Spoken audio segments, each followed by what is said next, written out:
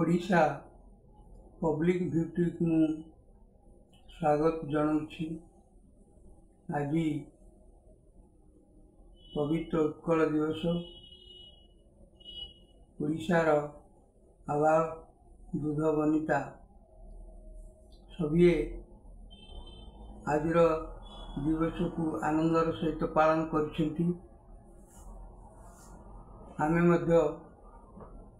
ब्रह्मपुर सहर उत्कल आश्रम तरफ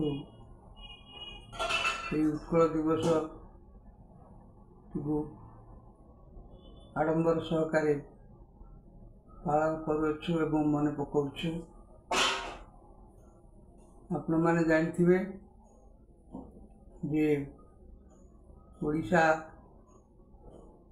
विभिन्न अंचल भिन्न अलग अलग रही विच्छिन्नता भाव रही एवं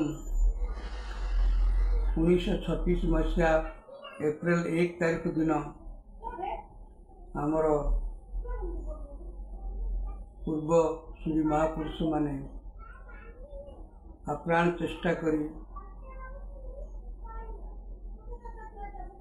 समस्त विच्छिन्नांचल मिसई ओडिशा प्रदेश गठन करथिले एवं आज दिन ही स्वतंत्र प्रदेश ओडिशा स्वतंत्र प्रदेश मान्यता नहीं थिला। से दिन को आम उत्कल दिवस रूपे पालन करुछु। से ओडिशार गौरव कृष्णचंद्र गजपति महोदय, गोपबंधु दास, मधुसूदन दास एवं अनेक बरेण्य व्यक्ति माने उत्कल सम्मेलनी माध्यम रे ओडिशा प्रदेश को गठन करिवारे सक्षम होइतिले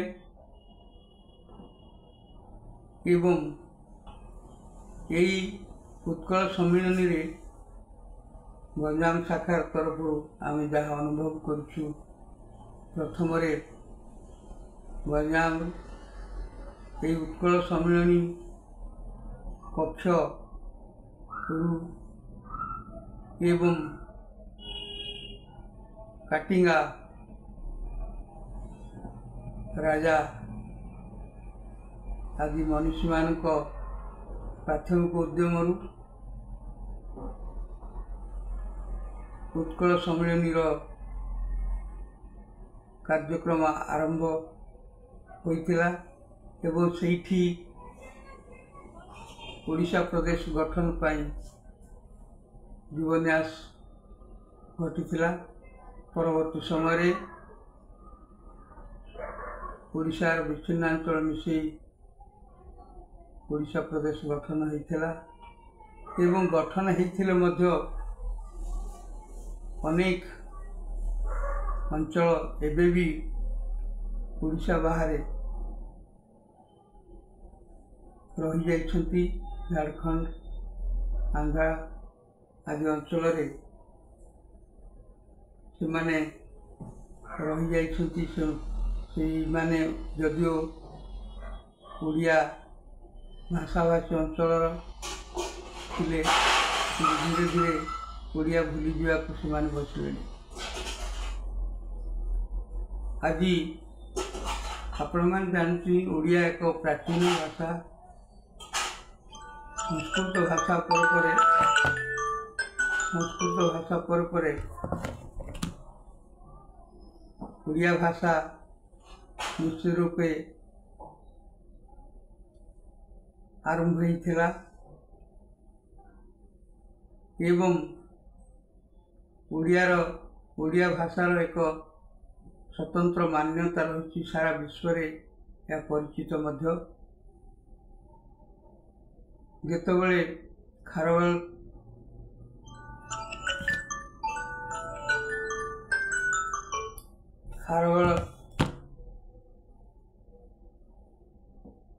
ओडिशा आक्रमण समय जेतबेले ଶିଳାଲିପିରେ ମଧ୍ୟ ଲେଖା ଅଛି ଏବଂ କୁହାଯାଏ ଯେତେବେଳେ ହୁଏନ୍ ସାଂ ଆସିଥିଲେ ସେ ମଧ୍ୟ ଅନୁଭବ କରିଥିଲେ ଯେ ଏ ଶିଳାଲିପି ସହ ଓଡ଼ିଆ ଭାଷାର ସାମଞ୍ଜସ୍ୟ ଅନେକ। ଶିଳାଲିପିର ଭାଷା ପରେ ପରେ ହିଁ ଓଡ଼ିଆ ଭାଷାର ସମୃଦ୍ଧିଶାଳୀ ଆହୁରି ଅନେକ ଘଟିଛି। ତେଣୁ ଏହା ନିଶ୍ଚିତ ଓଡ଼ିଆ ଏକ ପ୍ରାଚୀନ ଭାଷା। ଏହି ପ୍ରାଚୀନ ଭାଷାର ଗର୍ବ ଗୌରବକୁ ଆମେ ଅଙ୍ଗେ ଲିଭାଉଛେ। ହଁ, ଯାହା ହେଉ ଉତ୍କଳ ସମ୍ମିଳନୀର ପଦକ୍ଷେପ ଯୋଗୁଁ ଆଜି ଆମେ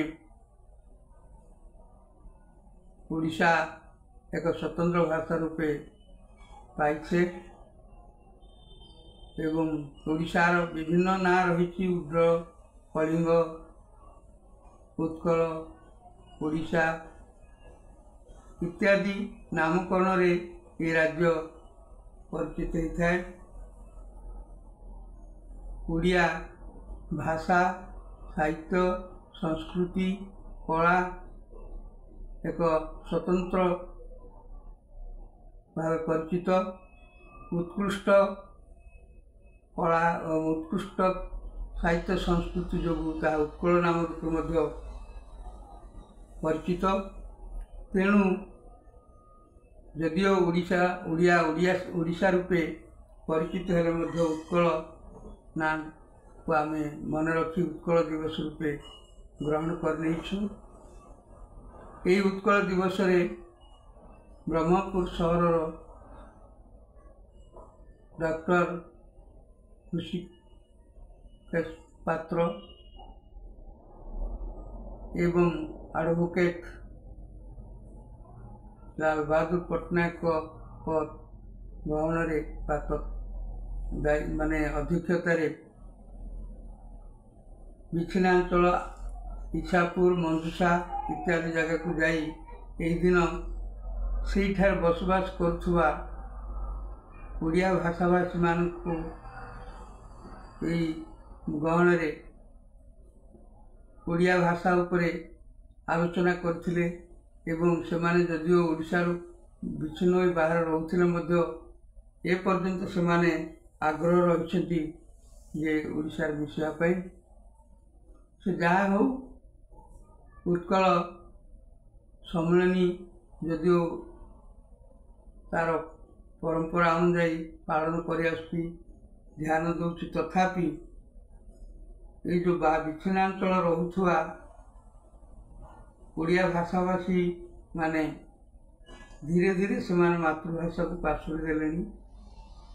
ତେଣୁ ଆଜିର ଦିନରେ ଉତ୍କଳ ସମ୍ମିଳନୀ ତରଫରୁ ଦାବି ରହିଛି ଯେ ଆମ ଓଡ଼ିଶା ସରକାର ଅନ୍ତତଃ ବିଚ୍ଛିନ୍ନାଞ୍ଚଳରେ ରହୁଥିବା ଓଡ଼ିଆମାନଙ୍କ ପାଇଁ ସେମାନେ ଓଡ଼ିଆ ମାତୃଭାଷା ଶିଖିବା ପାଇଁ ଜଣେ ଜଣେ ଶିକ୍ଷକ ଆମ ରାଜ୍ୟ ତରଫରୁ ନିଯୁକ୍ତି ଦିଆଗଲେ ସେମାନେ ଅନ୍ତତଃ ଓଡ଼ିଆ ଭାଷାଟାକୁ ମନେ ରଖିବେ।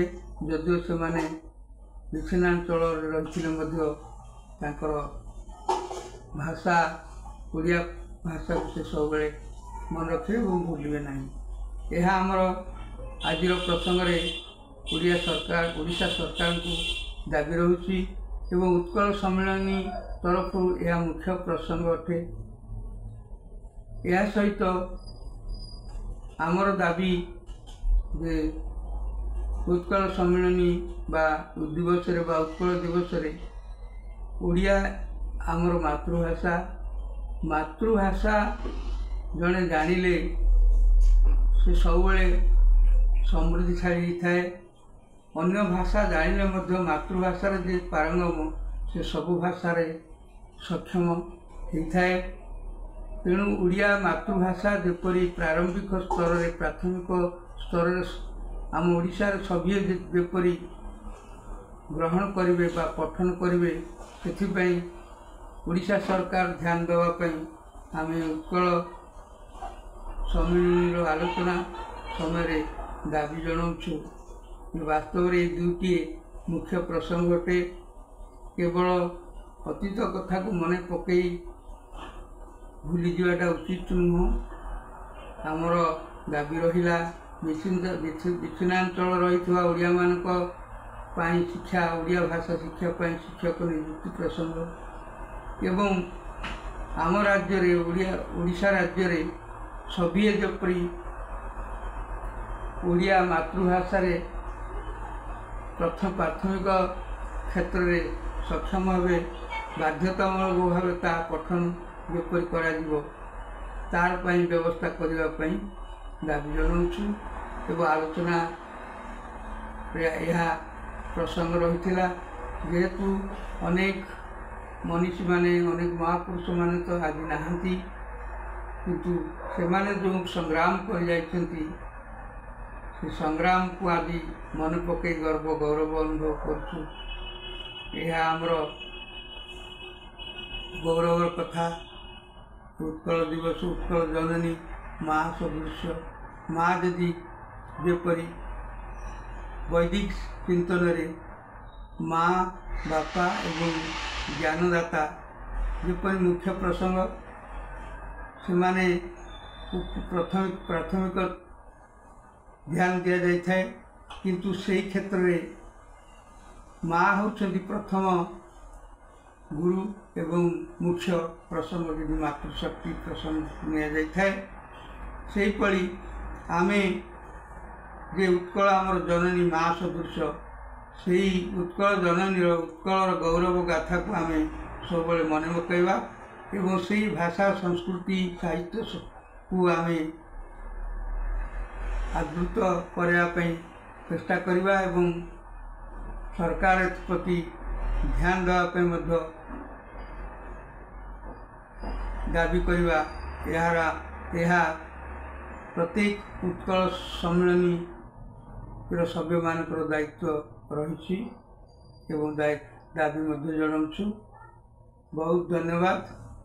ଆଜି ଉତ୍କଳ ସମ୍ମିଳନୀ ଅବସରରେ ସରକାର ଆମ କଥା ନିଶ୍ଚିତ ଭାବେ ଶୁଣିବେ ଏବଂ ରଖିବେ ଏବଂ ଏହି ଓଡ଼ିଶାକୁ ଜାଗ୍ରତ କରାଇବେ ଏବଂ ବିଶ୍ୱ ଦରବାରରେ ଆହୁରି ମଜବୁତ କରାଇବାରେ ସହାୟକ ହେବ ବୋଲି ମୁଁ ଅନୁରୋଧ କରି ମୋର ବକ୍ତବ୍ୟ ବା ମୋର କଥା ପ୍ରସଙ୍ଗ ଏଠି ସାଙ୍ଗ କରୁଛି। ଧନ୍ୟବାଦ।